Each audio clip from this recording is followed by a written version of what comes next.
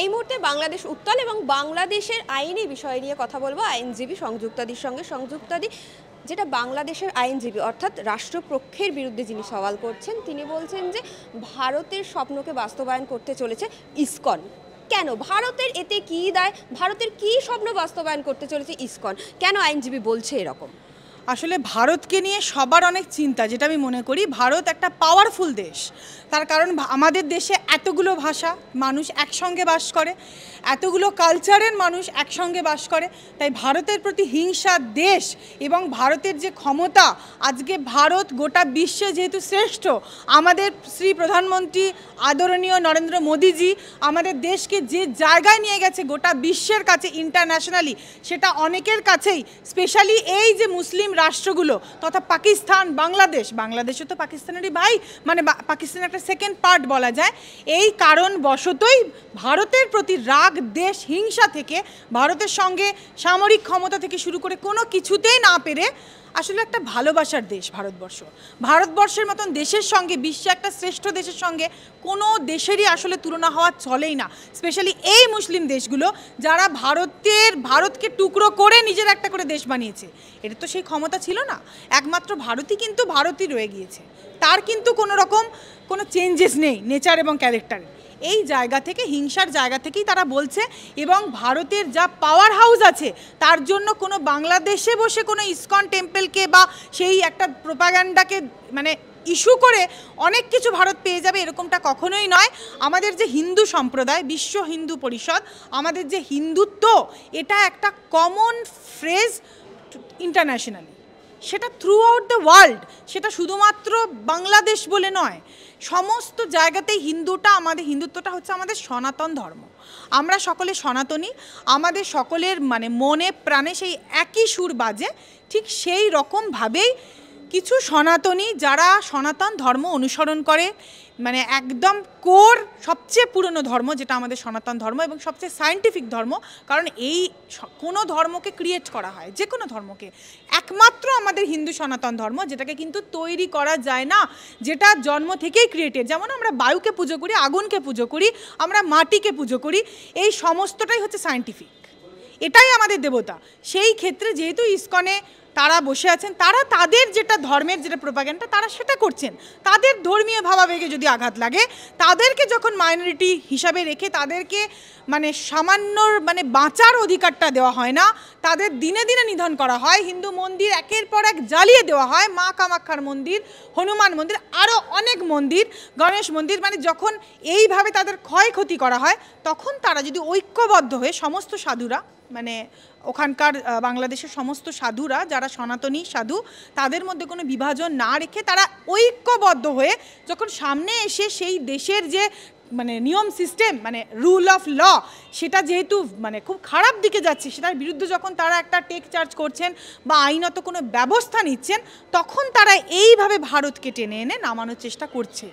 এটা কোনো, এখানে ভারতবর্ষ একটা বিশাল মাপের দেশ, তারা কোনো রকম ধর্ম বৈষম্য সেটা তারা মানে না, বর্ণ রং, তারা অবশ্যই আমরা সনাতনীদের পাশে আছি, এবং সনাতনীদের পাশে তো সনাতনীরাই থাকবে, কারণ হিন্দুত্ব একটা নীতি, হিন্দুত্বের কোনো সংজ্ঞা হয় না, কোনো জাত বর্ণ কোনো দেশও হয় না, হিন্দুত্ব একটা পরিধি, মানে একটা বিশাল মাপের পরিধি।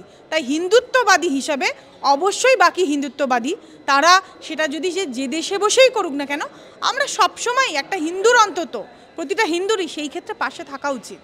এবং সেখানে যে আইনজীবী রাষ্ট্রের হয়ে সওয়াল করছেন এবং ইসকনের বিরুদ্ধে সওয়াল করছেন, তিনি বলছেন যে আমি এই যে রাষ্ট্রের হয়ে সওয়াল করছি, আমি নিজে কতটা নিরাপদ সেটা বুঝতে পারছি না, আমি নিরাপত্তাহীনতায় ভুগছি। আমার কথা হচ্ছে হিন্দু মুসলিম বাদ দিন, ধর্ম বাদ দিন, উনি তো একজন আইনজীবী। একটা দেশে যদি একজন আইনজীবী নিজেকে নিরাপদ না বোধ করে, তাহলে যেখানে বিচার প্রক্রিয়া চলছে সেই প্রক্রিয়া বা পুরো দেশ কিভাবে শান্ত থাকবে, কিভাবে তারা নিরাপদে থাকবে? একজন আইনজীবীর মনেই যদি এই প্রশ্ন। একদমই তাই। একজন আইনজীবী যে তার নিজের দেশে নিরাপদ নয়, সেটা থেকে বোঝাই যায় সেই দেশের পরিকাঠামো কি, সেই দেশের রুল অফ ল এবং আইন ব্যবস্থা কোন জায়গায় রান করছে, এটা বুঝতে কারোর কোনো বাধা নেই, সবাই বুঝতে পারছে।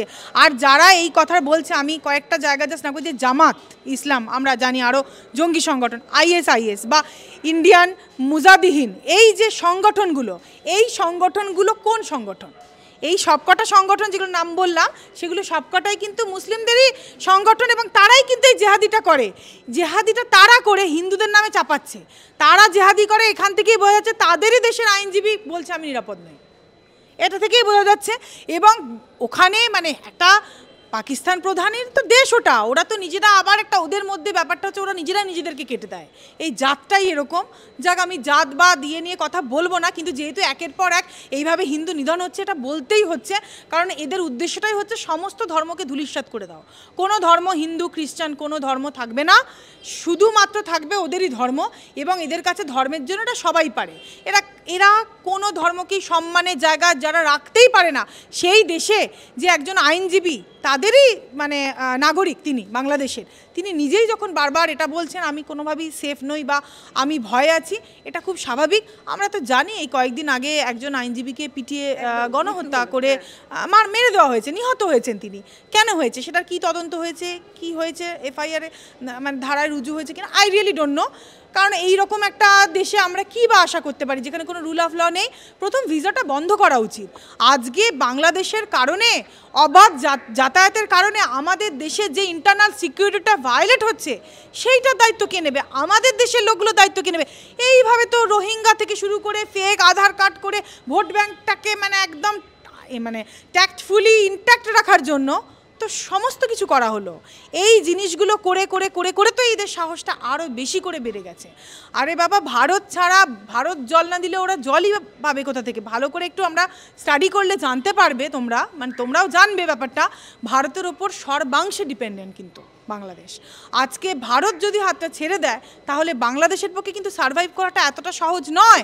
এবং যে দেশটা ভারতের থেকে সাহায্য নিয়ে স্বাধীনতা পেয়েছিল, তারা আজকে গাদ্দারের মতন, মানে কতটা বেঈমান, তারা আজকে সামান্য মানে খেলাধুলোর ক্ষেত্রেও বলে ভারত হারুক, মানে সবসময় তারা কামনা করে আমরা যাতে শেষ হয়ে যায়, আমাদের যাতে গুড়িয়ে দেওয়া হয়, এবং ওখান থেকেই অস্ত্রশস্ত্র এবং মাওবাদী জঙ্গি তাদেরকে আনিয়ে আজকে পুরোপুরি পশ্চিমবঙ্গটাকে মধ্যে ছড়িয়ে দেওয়া হয়েছে যাতে করে আমাদেরকে ধ্বংস করা যায়। আমরা সেভারাল ইনস্ট্যান্সেস দেখেছি, প্রচুর ইনস্ট্যান্সেস আমরা দেখেছি। আমরা জানি এই জিনিস আজকে হিন্দু, যে জায়গায় আজকে হিন্দু হবে মাইনরিটি এবং যে জায়গায় এই কমিউনিটিটা হচ্ছে গিয়ে মেজরিটি, সেখানে আমাদের 1989 থেকে শুরু করে 1991 আমাদের আন্দামান নিকোবর আমরা দেখেছি হিন্দু জেনোসাইড, কেরালায় দেখেছি আমরা, সাউথ ইন্ডিয়ায় দেখেছি আমরা, কর্ণাটকে দেখেছি আমরা কোন কোন জায়গায় দেখিনি, পাঞ্জাবে, সমস্ত, ইভেন পশ্চিমবঙ্গে আমরা সমস্ত জায়গায় আজকে হিন্দু জেনোসাইড হয়েছে। তার কারণ এদের টার্গেটটাই হচ্ছে হিন্দুদেরকে মারা, না হলে কনভার্সন করানো। কাশ্মীর ফাইলস, কাশ্মীরের ক্ষেত্রে কি হয়েছে আমরা তো জানি।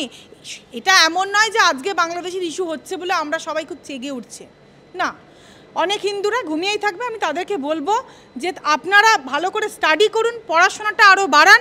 এবং কেন আজকে মুসলিম পার্সোনাল ল বোর্ডটা আছে, কেন, why Muslim personal law board is there, যেখানে আমাদের ভারতীয় সংবিধান সেটাই ফোরমোস্ট ইম্পর্টেন্ট আমাদের ধর্মগ্রন্থ হিসেবে ধরা হয়, তাহলে তাদের জন্য তারা সংবিধান না মেনে তারা ওই পার্সোনাল ল দ্বারা, শারিয়া দ্বারা, সেই আইনের দ্বারাই তারা চলবে, সেটা কেন? তাহলে তারা দেশের প্রতি কী সম্মান রাখে, এইটা থেকেই বোঝা যায়। এবং তুমি কিছু প্রপার্টি আজকে দখল করে রাখছো, করে রেখে বলছো এটা আমার প্রপার্টি, যেটা দেশের, মানে তোমার দেশের প্রতি কোনো রেসপেক্টই নেই। তার মানে কি তুমি যে জায়গাতেই আসো তুমি নিজের অ্যাকোয়ারেন্স ফলাতে চাও, সব জায়গাটাকে তুমি তোমার মতন করে চালাবে, বাকি সম্প্রদায়দেরকে, ধর্মাবলম্বী লোকেদেরকে মেরে দিয়ে তুমি সেখানে মানে জমিয়ে বসবে, সমস্ত কিছু জমি জায়গা তোমার করে। এই জায়গাটায় ভারত সরকার বাধা দিচ্ছে বলেই তো এদের এতটা রাগ, এবং এরাই ভারত সরকারের বিরুদ্ধে ষড়যন্ত্র করছে, এবং ভারতকে বারবার করে টেনে নামানোর মাধ্যমে এরা নিজেদের আসল রূপটাই প্রকাশ করছে। ভারতের নখের যোগ্য এই বাংলাদেশ নয়। এবং এটা থেকেই বোঝা যায় আমাদের দেশে যেরকমভাবে মুসলিমরা সুরক্ষিত থাকে, আমাদের দেশে যেভাবে মুসলিমরা তাদের নিজেদের ধর্ম প্র্যাকটিস, প্রপাগেট এবং সম্মানের সঙ্গে, সাহসের সঙ্গে করতে পারে। আজান দিচ্ছেন তাদের কোনো ধর্ম প্রচারে তো কোনো বাধা নেই, তারা, অথচ হাওড়ায় শ্যামনগরে এত ঘটনা ঘটে যাচ্ছে। এখন বলতে গেলে অনেকটা লেন্দি হয়ে যাবে, যাই হোক আমি শর্টে বলছি ব্যাপারটা।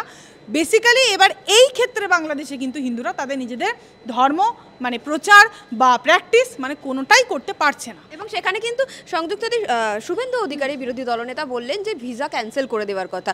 একটু খোঁজ নিলে দেখা যাবে যে কলকাতায় অনেক বাংলাদেশি আছে, 2 মাসের মধ্যে তাদের ভিসা ক্যান্সেল হয়ে যাবে, তারা হয়তো দেশে ফিরতে পারবে না।